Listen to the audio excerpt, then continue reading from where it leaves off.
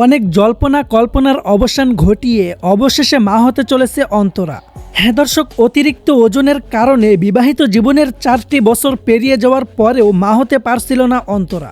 শেষ পর্যন্ত সে কনসিভ করেছে এবং এই সুখবরটি নিজেই নিজের ব্লগ ভিডিওর মাধ্যমে সকলকে জানা দিয়েছে রাকিব অন্তরা জুটি। তবে সন্তান হওয়া নিয়ে এতদিন কি জটিলতা ছিল তার, জানেন কি সেই খবর? আর এখন কিভাবেই বা সেটা মোকাবেলা করলো সে, চলুন ঘটনার বিস্তারিত জেনে আসি।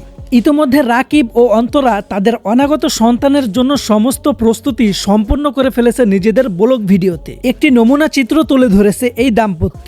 সেখানে তারা জানিয়েছে তাদের সন্তানের জন্য আলাদা বাড়ি থেকে শুরু করে আলাদা সবকিছুই প্রস্তুত করা হচ্ছে।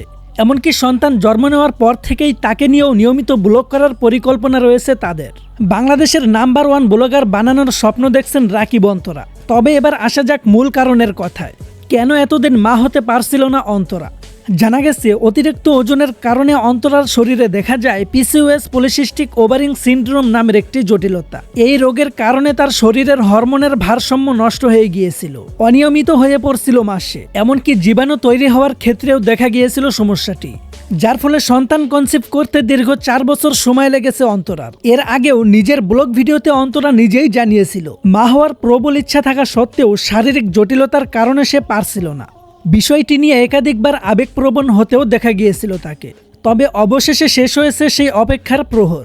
নতুন মানুষকে ঘিরেই চলছে এখন রাকিব অন্তরার ভবিষ্যৎ পরিকল্পনা। প্রিয় দর্শক, এই খুশির খবর জানার পর আপনাদের অনুভূতি কেমন অবশ্যই কমেন্ট করে জানাবেন।